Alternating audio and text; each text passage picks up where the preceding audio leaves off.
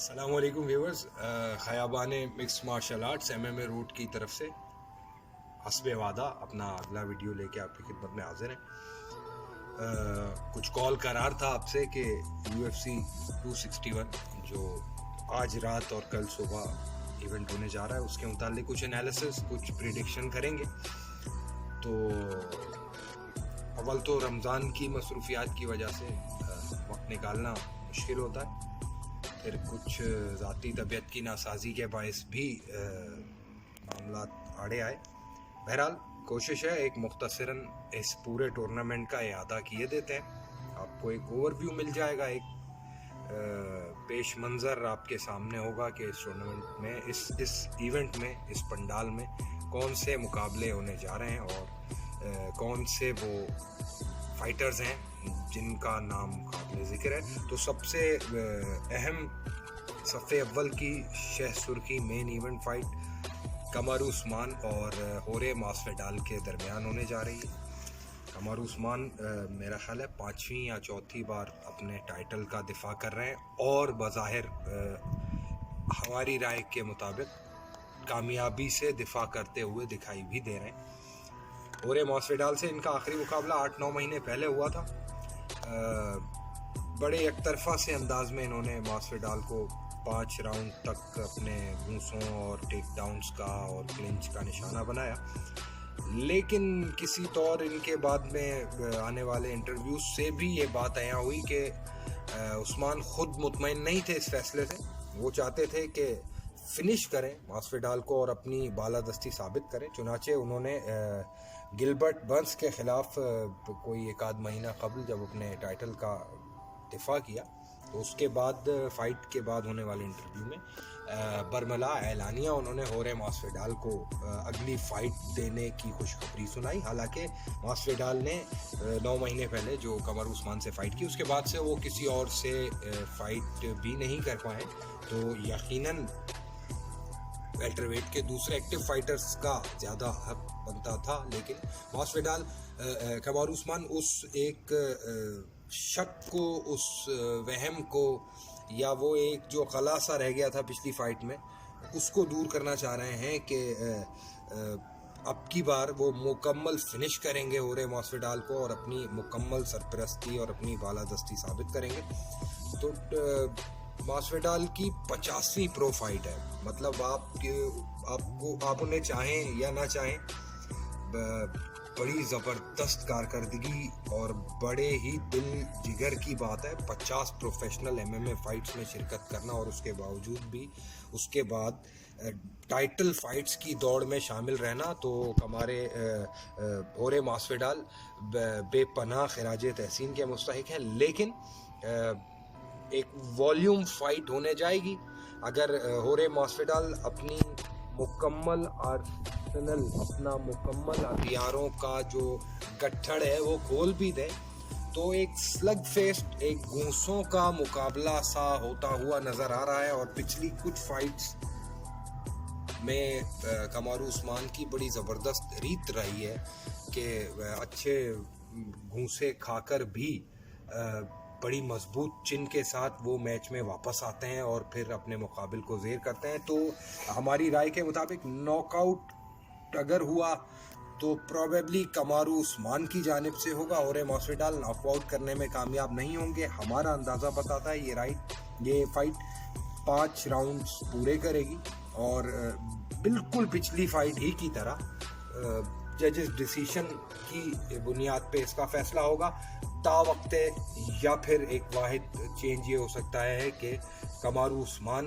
5 round पूरे होने से पहले ही क्लिंच करके रेसलिंग का इस्तेमाल करते हुए ज़मीन पे ज़ेर करें होरे मास्विडाल को और ग्राउंड एंड पाउंड के ज़रिए मैच को फिनिश करें। लेकिन इसका इम्कान निस्बतन कम नज़र आता है। दूसरी चैम्पियनशिप फाइट जो ख़वातीन की फ्लाईवेट डिवीज़न मर्दों की भी होती है UFC में, तो ये बिलखुसूस ख़वातीन की फ्लाईवेट डिवीज़न में वेलेंटीना शिवचेंको जेसिका एंड्राडे का मुकाबला होने जा रहा है। जेसिका एंड्राडे खतरनाक हिटर हैं और ये एक ऐसी स्ट्राइकर है जिनके बारे में पहले राउंड के पहले मिनट से लेकर आखिरी राउंड के आखिरी मिनट तक किसी भी लम्हा नॉकआउट को बईदस कयास या खारिज इम्कान करार नहीं दिया जा सकता। लेकिन शिवचेंको अपना 5वां टाइटल डिफेंस कर रही हैं। बहुत बेहतरीन टाइमिंग है इनकी, ज़बरदस्त वॉल्यूम पे इन्हिसार करती हैं, जुजुत्सु बहुत अच्छा है और रेंज मैनेजमेंट इनकी बहुत अच्छी है। फासला बड़े उम्दा अंदाज से बरकरार रख कर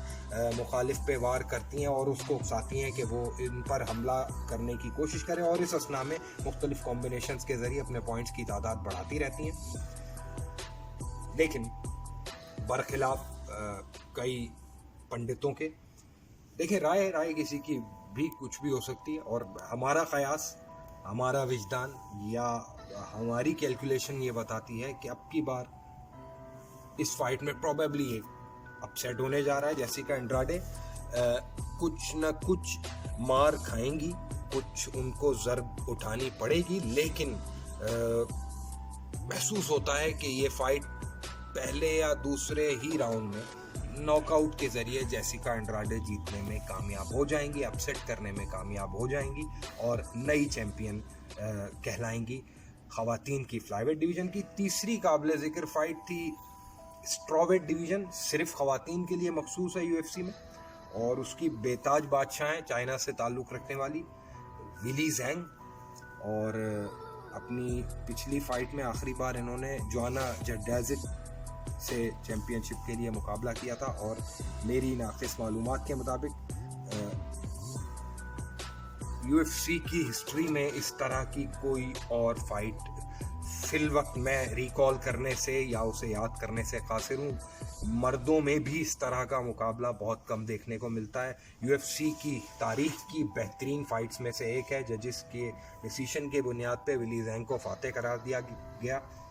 अब उनको चैलेंज कर रही हैं रोज़ नामायूनस, जो कि खुद भी बड़ी ज़बरदस्त फाइटर हैं, बड़ी अच्छी ग्रैपलर है, सबमिशन स्पेशलिस्ट हैं, इसके अलावा स्ट्राइक्स बहुत अच्छी करती हैं।